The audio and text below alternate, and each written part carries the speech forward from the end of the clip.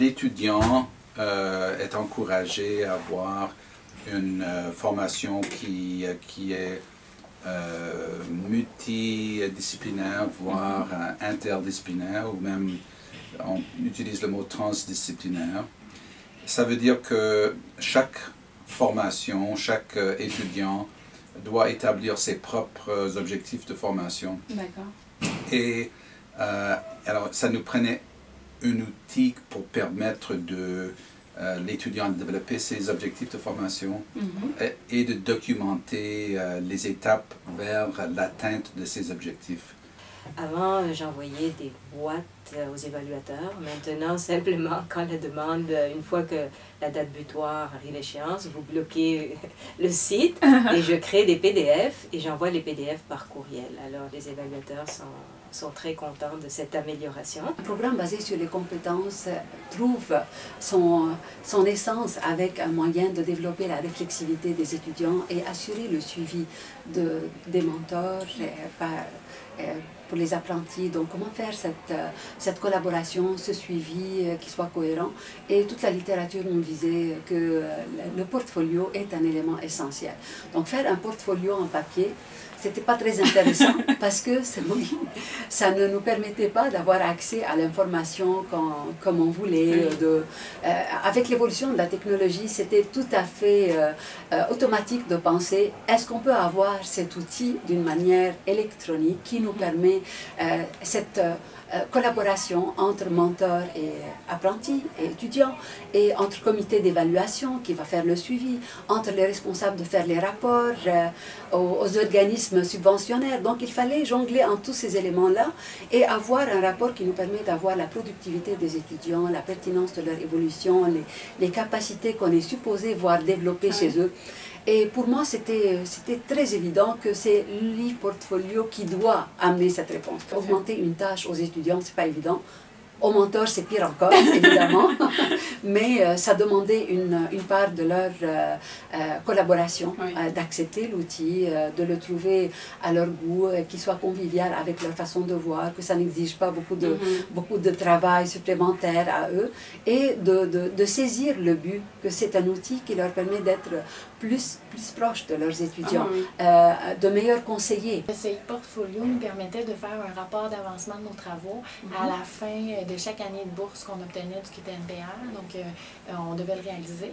Puis à la fin, on devait aussi renouveler, si on voulait renouveler la bourse, on devait faire ce rapport-là. Donc c'était vraiment dans le cadre de rapport annuel. Ce que je trouvais bien, c'est qu'on pouvait inclure à peu près tous les objectifs, toutes les compétences qu'on avait, pas juste celles qui étaient dans nos cursus académiques à l'Université de Sherbrooke, on pouvait inclure ceux des autres universités aussi. Ça, je trouvais ça bien, ça permettait de faire de rassembler la globalité dans le fond de tout ce qu'on fait. D'accord. Moi, je pense que ça pourrait être une bonne idée de l'appliquer peut-être dans des stages. Ça, je pense que c'est une bonne idée parce qu'on sait qu'on a des rapports de stage. Mais sinon, je pense qu'éventuellement, ça pourrait, si on l'applique à des cours, par exemple, je pense que ça pourrait alourdir peut-être le processus d'évaluation. Mais sinon, dans un stage, je pense que ce serait bon parce que justement, on a un retour réflexif à faire sur le stage puis ce qu'on a acquis. D'accord. Alors, si ça part le site du QTNPR, dans le fond, je peux accéder à la communauté, puis à mon e-portfolio. Je l'utilise pour faire mes rapports d'avancement, dans le fond, pour la bourse. Donc, ça peut laisser aux organismes subventionnaires le moyen de voir où j'en suis, puis comment ça avance, mais aussi à mes directeurs et puis mes mentors. Quels sont les principaux avantages de cet outil, selon toi?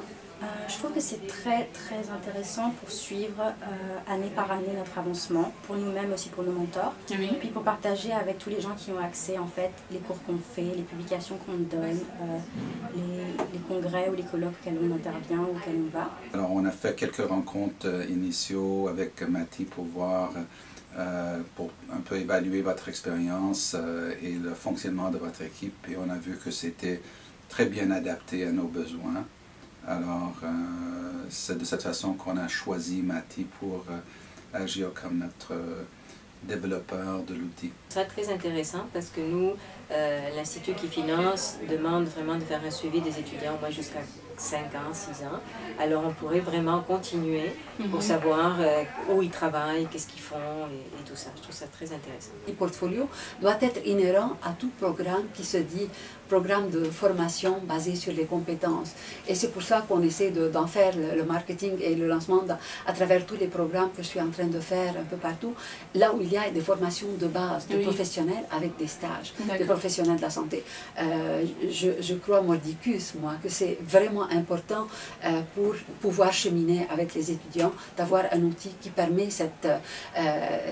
ce suivi, cette collaboration, cette entente entre le mentor et l'apprenti pour pouvoir cheminer ensemble et aider l'étudiant à se former et non pas le former.